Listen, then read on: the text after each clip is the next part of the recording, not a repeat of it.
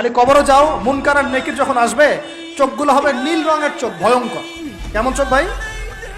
নীল রঙের ভয়ঙ্কর চোখ। আমি বলি একটা হাদিস, কোন একজন নবী আল্লাহকে বলেছিলেন যে আল্লাহ, আমি মারা যাওয়া কোনো মানুষকে দেখতে চাই, সে কেমন আছে। এটা শোনেন ভালো করে হাদিসটা।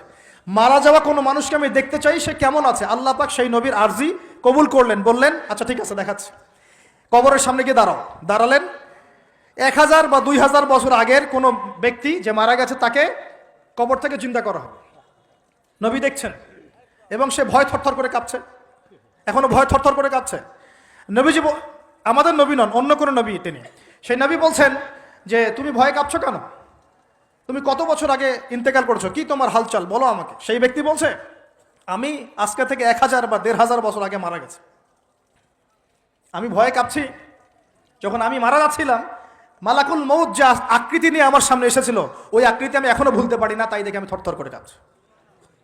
তিনি বলছেন যে আমি 1500 বছর হয়ে গেছে আমার মউতের, কিন্তু আমার দেহ থেকে এখন পর্যন্ত রূহ কবজ করার যে কষ্ট, এই কষ্ট এখনো যায় নাই।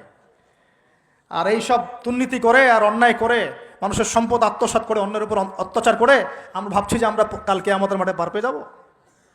খালি কবরও যাও, তারপর বুঝবো। আল্লাহ রাব্বুল আলামিন আমাদের সবাইকে হৃদয়ের চোখটা খোলার তৌফিক দান করুন, হৃদয়ের কান দিয়ে কথাগুলো শোনার তৌফিক দান করুন, এবং আমাদের সবার কলব, মৃত কলব জীবিত করার তৌফিক আল্লাহ দান করুন। এই মাপে কম দেয় একটা পাপ যে বললাম সুদ, একটা বলেছি যে জেনা, একটা ব্যভিচার, আমানতের খেয়ানত, হ্যাঁ। তারপরে যার যোগ্যতাহীন ব্যক্তিকে যখন আপনি দায়িত্ব দিবেন, যখন মানুষ স্ত্রীর আঁচল ধরে বসে থাকবে, মায়ের সাথে খারাপ ব্যবহার করবে, বাবাকে দূরে ঠেলে দিবে, বন্ধু বান্ধবদের কাছে নিয়ে আসবে, যখন মসজিদগুলো হট্টগোল হবে, শোরগোল হবে, মসজিদ চাকচিক্যময় হবে, হেদায়েত উঠে যাবে, যখন দেখবেন সময় সংক্ষিপ্ত হয়ে আসছে, যখন দেখবেন যে জহরতুল কায়নাত, গান বাজনা বাদ্যযন্ত্রের সাথে সম্পৃক্ত যারা আছে, এই যে নর্তকী, এদের সংখ্যা বাড়তে থাকবে। ইউজাফু আলা রুউসিহিম বিল মাআজিফ, মানুষের কানের পাশে বাদ্যযন্ত্র বাজবে।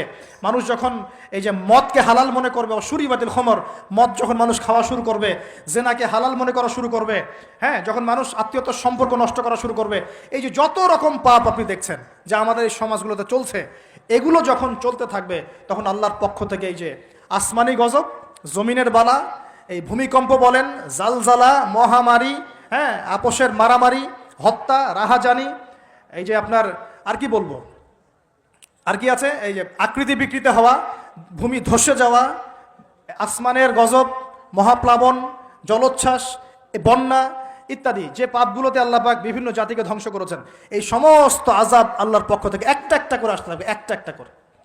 স্পেশালি